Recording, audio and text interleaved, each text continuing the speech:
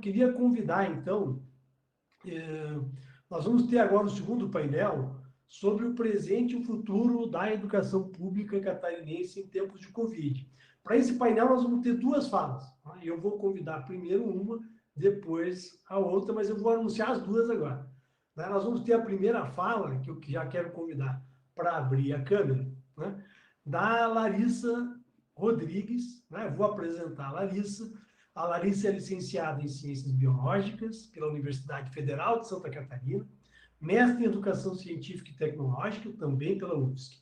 Atuou como professora de Ciências na Rede Municipal de Ensino, de Florianópolis, Biologia na Rede Estadual de Ensino de Santa Catarina e professora para os cursos de Ciência Biológica e Pedagogia da UFSC.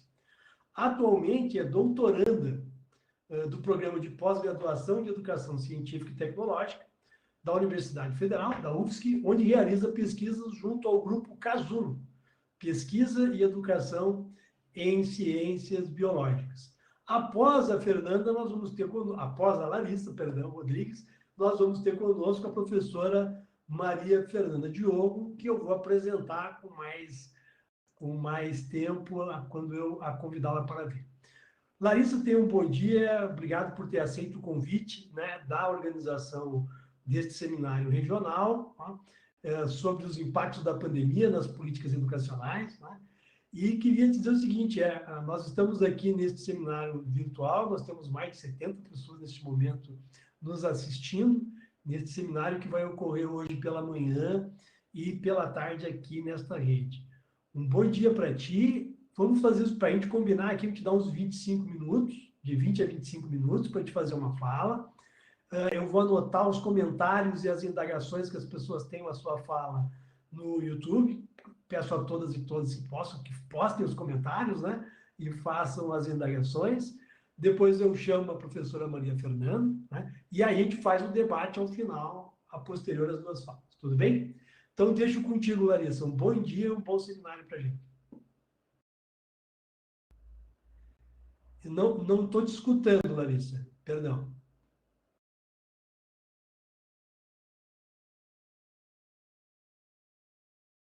Eu não te escuto. Não sei se o teu fone de ouvido... Enquanto a Larissa está acertando o fone ali, eu queria fazer uma retificação. Eu não apresentei antes a Núbia Amorim, que está aqui conosco, né, fazendo o intérprete de Libras, e também a Carolyn Moreira, que está compartilhando com ela aqui a tarefa de fazer o intérprete de Libras no seminário. Então, a Larissa daqui a pouquinho está entrando. Estes são os percalços de um inédito viável na construção da docência, né, no Brasil e no mundo, né, em tempos de pandemia. Não. Antes a gente testou, estava tranquilo. Você consegue fazer sem o fone, Larissa? Tem que clicar para abrir o som agora. O seu som está fechado. Ainda não. A gente pode inverter as falas, Larissa? Tudo bem? Você acha possível? Tudo bem, professora Maria Fernanda? A gente inverter a fala? Ótimo. Então, eu vou convidar a professora Maria Fernanda para ligar a câmera aqui e o som. E a gente, então, só inverte as falas, elas são complementares. Né? Bom dia, professora Maria Fernanda, professora Mafê. Esses percalços, né, Mafê, que a gente tem que dar conta aqui no cotidiano das atividades online. Deixa eu te apresentar, Mafê. Bom, a professora Maria Fernanda Diogo, né? As pessoas conhecem ela por Mafê, carinhosamente conhecida assim. É psicóloga, pedagoga, doutora em psicologia e professora adjunta do Departamento de Psicologia da Universidade Federal de Santa Catarina. Coordena o Laboratório de Psicologia Escolar e Educacional e é pesquisadora do Grupo de Estudos, Trabalho e Conhecimentos na Educação Superior. Temáticas de interesse, né? Educação na perspectiva histórico-cultural, psicologia educacional, psicologia e formação docente e educação inclusiva. É bom registrar que a gente pediu para cada um e cada um dos convidados um mini currículo. A gente sabe que todo mundo tem muito tempo de contribuição, só para a gente dar uma apresentação, para um painel, né? Um guarda-chuva sobre a contribuição. Mafê, fique à vontade, deixo contigo, então, né, entre 20 e 25 minutos. Né? Reforço a todas e todos que estão nos assistindo para fazer indagações e comentários, que a gente vai trazer depois para a Mafê e para a Larissa fazer esse feedback, esse diálogo com todo mundo. Bom dia, Mafê. Bom dia, me escuta? Escuto, perfeitamente. Primeira comemoração, tudo certo. As duas perguntas mais ditas no mundo, né? A primeira é me escuta. Estão me ouvindo? Estão me escutando? Exatamente, né? Muito bem.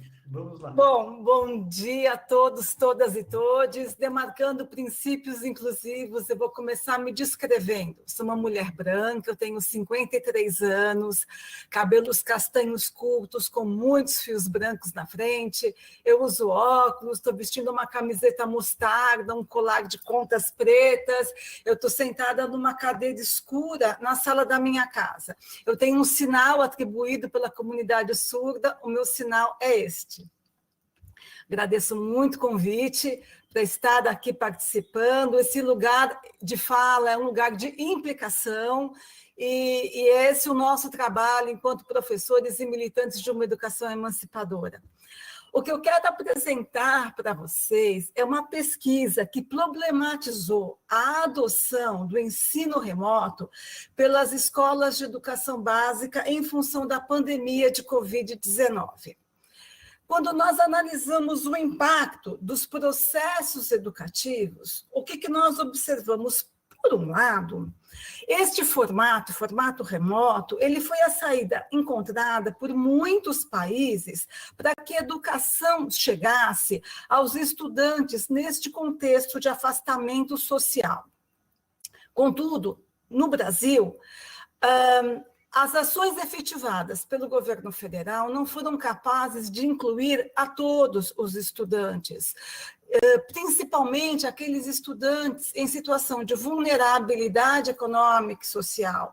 E, nesta medida, o ensino remoto, ele excluiu crianças e jovens do acesso à educação, escancarando precariedades e desigualdades que já existiam em período anterior, mas que foram amplificadas. A minha fala, ela vai ter como bússola uma pesquisa que nós fizemos, eu, professora Neiva de Assis, Lara Carlete Tiengo, Lucídio Bianchetti e Cauê Tortato Alves, fizemos uma pesquisa junto a professores da educação básica.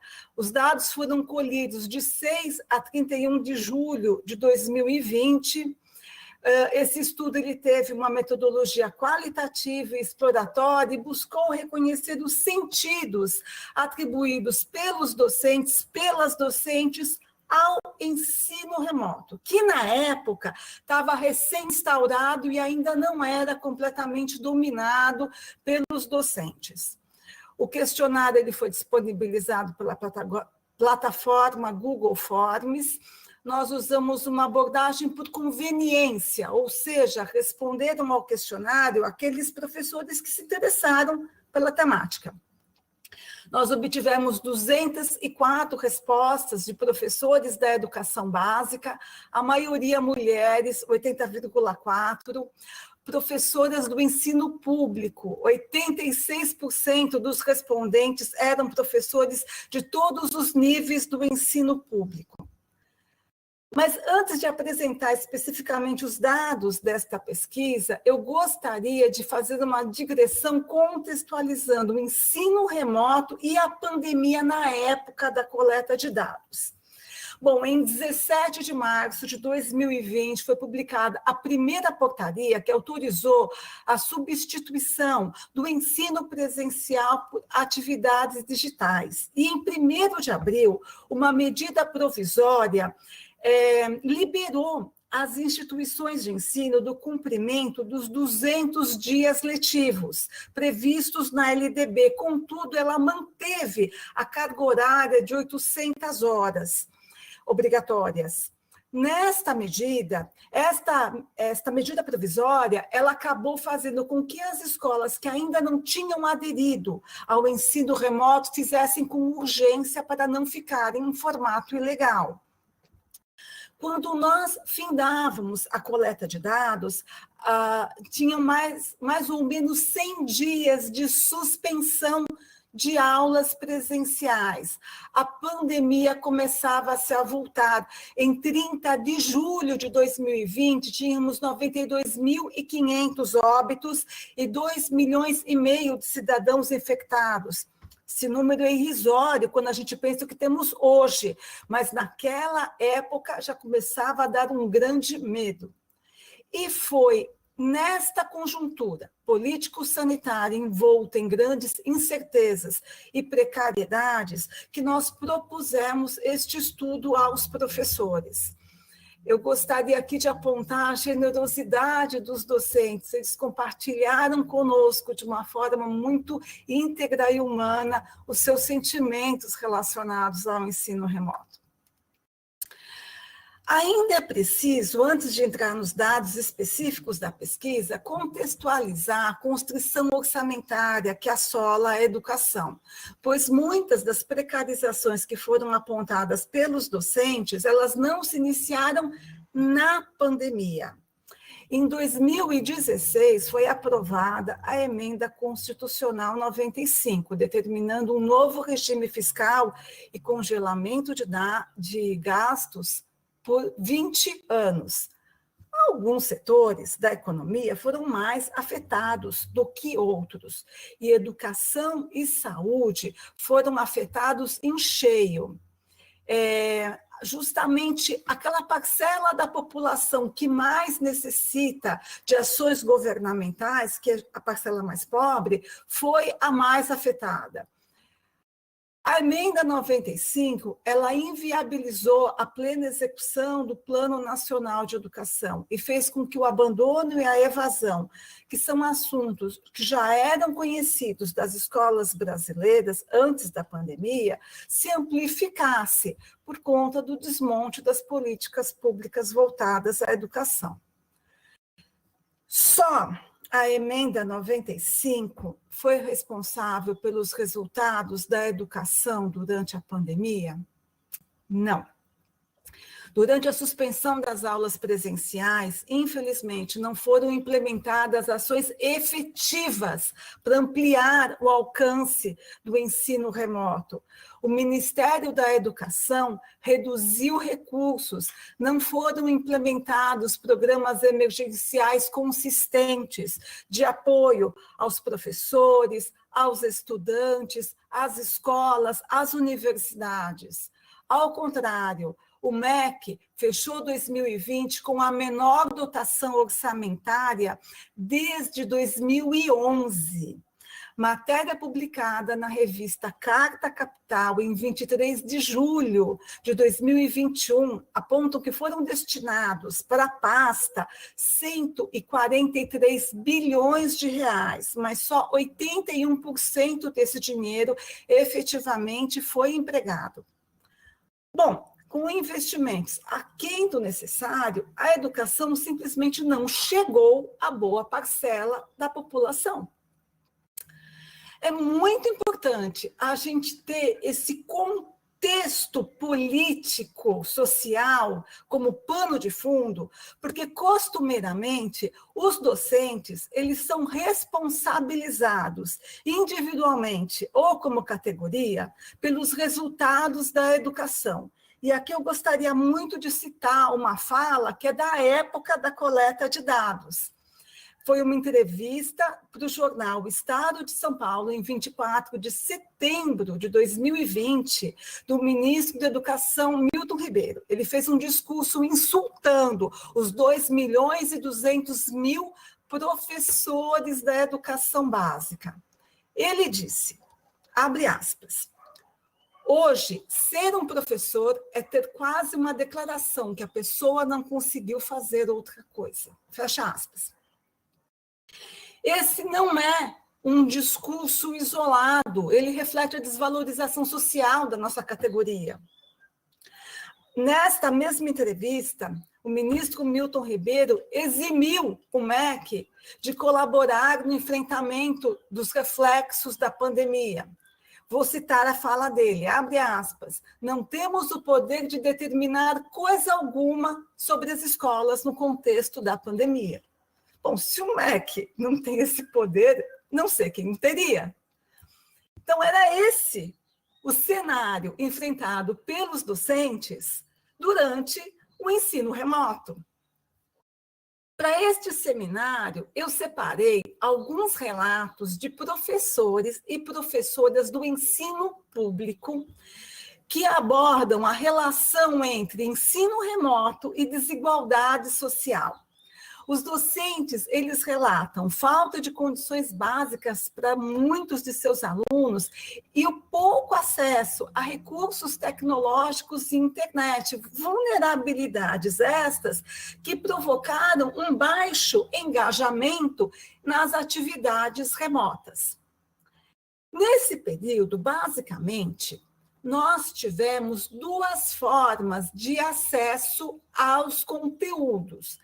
O primeiro foi o formato online, por meio de atividades, videoaulas, webconferências mediadas por plataformas digitais. E o segundo foram materiais impressos, redigidos pelos docentes e retirados pelos estudantes e suas famílias nas unidades de ensino. O ensino remoto, ele não alcançou a todos os estudantes. Eu gostaria aqui de ler um relato representativo desse problema, né? Abre aspas. O que fica evidente é a desigualdade. Apenas equipar a escola e formar professores aptos para criar propostas pedagógicas que possam ser realizadas de maneira assíncrona por meio da tecnologia não é suficiente. Os estudantes precisam ter condições básicas de existência asseguradas. Em julho de 2020, que foi na época que os questionários estavam sendo respondidos, um levantamento junto às secretarias estaduais de educação revelou um apagão no ensino público devido à insuficiência de recursos e acesso à internet. Salvo iniciativas isoladas, isso se manteve durante todo o ano de 2020. Estas restrições escancararam e ampliaram as desigualdades sociais no contexto brasileiro durante a pandemia.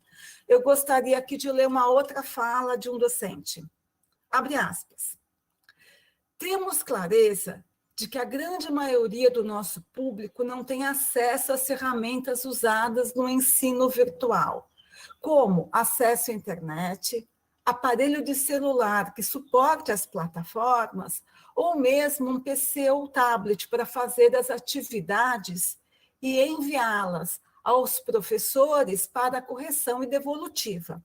Constatamos isso pelo baixo número de devolutivas que recebemos dos estudantes. A exclusão digital, ela não se originou na pandemia.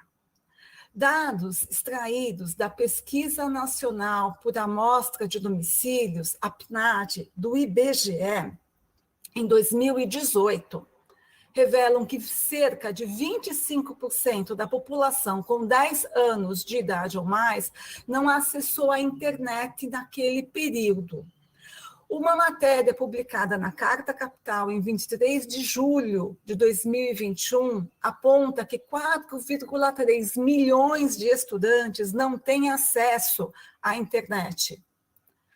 A pesquisa da PNAD, que eu acabei de citar, ela trouxe ainda mais dois dados muito interessantes. A conexão ela é muito mais predominante nas áreas urbanas. E o aparelho celular, o aparelho de telefone celular, ele é o meio mais popular de acesso à rede, usado por 98% dos brasileiros. E aqui cabe a gente fazer uma digressão. O celular, quando comparado ao computador, ele possui menos possibilidades. Além disso, muitas famílias têm somente um celular, e quando essas famílias possuem mais de uma criança em idade escolar, elas tiveram que dividir o mesmo aparelho. Então, limitações muito fortes tecnológicas aconteceram neste período. A nossa pesquisa, então, evidenciou muitos estudantes digitalmente excluídos. As secretarias de educação determinaram a entrega de materiais impressos para poder atender a estes estudantes. Mas eu gostaria aqui de ler um relato que aponta a limitação da quantidade de folhas que poderiam ser impressas. Abre aspas. Poucos estudantes estão tendo aula pelo Classroom, que é a plataforma digital. E a média que busca material impresso são 2 por turma. Quanto à elaboração de material pedagógico para estes, fico limitada a enviar textos para leitura à escola, que reduz seus tamanhos para que cada folha A4 comporte o que deveria ser impresso em 2 folhas A4. Os estudantes mal conseguem ler o que está escrito. Esses estudantes buscavam o material a cada 15 dias e os entregavam quando iam buscar uma nova remessa de material. Nesta medida, a correção, quando eles entregavam o material, ocorria depois de 30 dias da atividade entregue. Mas poucos devolviam as atividades para correção. Eu gostaria de ler um outro relato. O processo se apresenta muito complexo. 30% dos estudantes buscam as atividades, apenas 5% retornam às atividades realizadas. E aqui eu gostaria de fazer uma reflexão com vocês. A gente começa agora e depois a gente acaba no debate. O que esses docentes relatam? Configura-se ensino? Primeira pergunta. A segunda. Independente do contexto epidemiológico, qual é o papel da escola? Vou começar trabalhando a segunda pergunta. A escola é a principal responsável por transformar os conhecimentos espontâneos, aqueles apoiados nos saberes cotidianos, em conhecimentos teóricos, resultados do trabalho sistematizado pela ciência e pela cultura. Para melhor compreender e agir no mundo, os estudantes, eles precisam entendê-lo não somente a partir da sua singularidade, ou seja, tendo como base os conhecimentos espontâneos, mas a partir da totalidade, por meio de um conhecimento teórico e conceitual que é construído na e pela escola. O pensamento teórico, ele não prescinde do empírico, mas ele o incorpora por superação no movimento dialético que não ocorre de forma espontânea. É preciso que os professores mediem essa transformação do conhecimento empírico em conhecimento teórico. E aqui eu retomo a primeira pergunta que eu fiz. Pelos relatos que eu li até agora, será que o ensino remoto ele se configurou efetivamente ensino? Bom, a gente percebe esforços pessoais e coletivos empreendidos na criação de estratégia pedagógica, mas o que eu vejo, o que eu vi nos relatos é que o ensino remoto ele não alcançou a todos os estudantes e, em muitos casos, ele se apresentou como um ensino que não resultou em aprendizagens. A avaliação do processo foi obstacularizada pelo baixo retorno das atividades e mesmo para aqueles estudantes que tiveram acesso virtual, houve um prejuízo na qualidade das interações, pois os professores tiveram mais dificuldade para perceber integralmente os seus alunos. Quem foram os estudantes mais prejudicados? Eu não tenho dúvida em afirmar que foram aqueles que não tiveram acesso a nenhuma espécie de interação com o professor, ou seja, aqueles que buscaram o material no formato impresso. Eles não tiveram a mediação docente para que eles pudessem se apropriar melhor desses conteúdos. Aqui eu gostaria de ler um último relato, extraído também dos questionários. Abre aspas. A disparidade entre os alunos se intensificou. Alguns conseguiram estudar, continuar aprendendo, porém a maioria ficou muito desmotivada, sem acesso ou com pouco acesso, o que comprometeu a efetividade desse tipo de ensino. Segundo a teoria histórico-cultural, é a atividade de estudo que permite ao estudante construir gradativamente o seu pensamento teórico, alcançando reflexões mais totalizantes. Mas para que isso ocorra, é necessário que o docente planeje sistematicamente ações que elevem o nível intelectual dos seus alunos. Mas como foi possível fazer isso sem acessar e reconhecer a situação real de cada estudante, sem o retorno das atividades para avaliação do processo ensino-aprendizagem? Ficou muito fragmentado o ensino remoto. Eu gostaria de concluir. William, é possível você colocar a figurinha? Que eu... Colocou, William? Me dá um toque aqui no chat. Perfeito, muito obrigada. Eu coloquei aqui para vocês verem uma charte do Armandinho, do Alexandre Beck. Com base em princípios inclusivos, rapidamente irei descrevê-la. É uma história em quadrinho dividida em 3 quadros.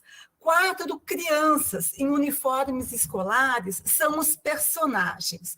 2 meninas, uma negra, uma branca, e 2 meninos. O menino de cabelo azul é o Armandinho. O outro menino, ele está pintado em tons de cinza e ele se destaca dos outros porque os outros estão pintados de forma colorida. Ele não, está só em tons de cinza. E é este menino que se destaca que tem o lugar de fala. Eu vou ler a fala dele. Abre aspas. Pois aí que vocês se enganam. Eles se preocupam com a educação do povo, sim, e muito. Por isso, todo esse empenho em sabotá-la. O sujeito do qual o garoto está falando, o eles, não está revelado na fala dele, não está revelado na tirinha.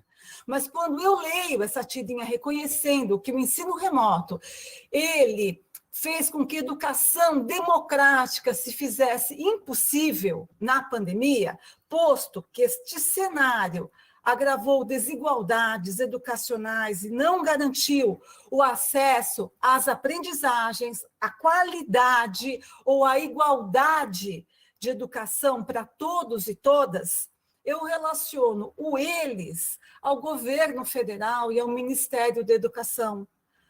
Por falta de acesso à educação, uma parcela considerável dos nossos estudantes não se apropriou das formas mais desenvolvidas do conhecimento, e o seu desenvolvimento ficou aquém do esperado durante o ensino remoto, mutilando ainda mais a capacidade crítica, a capacidade lógica, a capacidade reflexiva desses estudantes, principalmente aqueles que pertencem aos estratos mais baixos da nossa população. A ferramenta dessa ação reflexiva, que é o ensino sistematizado, lhes foi negada. A quem interessa que parte das crianças e jovens não tenha acesso a uma educação emancipadora, que também foi falada pela Raimunda na primeira parte do nosso evento? Ao sistema capitalista. Quanto mais pessoas permanecerem alienadas, trabalhando incansavelmente para satisfazer as suas necessidades básicas de sobrevivência, mais interessa isso aos donos do capital. Desde essa posição social de vulnerabilidade, pouca crítica se faz possível. Não houve, não há interesse estatal em providenciar uma educação de qualidade para as massas. É revelador que o Brasil ele tenha produzido alguns bilionários durante a pandemia e que, por outro lado, tenhamos voltado para o mapa da fome. O Estado brasileiro negligenciou ou sabotou, como denuncia a tirinha do Alexandre Beck, a educação na pandemia. Não foi a educação pública que falhou, mas foi o Estado que foi negligente e não providenciou condições para um ensino remoto de qualidade. Contudo, a fala da Raimunda muito me tocou, né? A Raimunda falava do esperançar. A gente não pode sucumbir a uma sensação de terra arrasada que tomou conta do ensino público no contexto da pandemia. Nós precisamos planejar ações sistemáticas para diminuir os transtornos que o ensino remoto acarretou à educação. No retorno às atividades presenciais, é imprescindível reparar as perdas que alguns estudantes tiveram e buscar ativamente aqueles que abandonaram os estudos. Mas nós não podemos também retomar de qualquer jeito. Eu gostaria de citar uma última matéria que foi publicada pela CNN Brasil em 8 de julho de 2021, semana passada.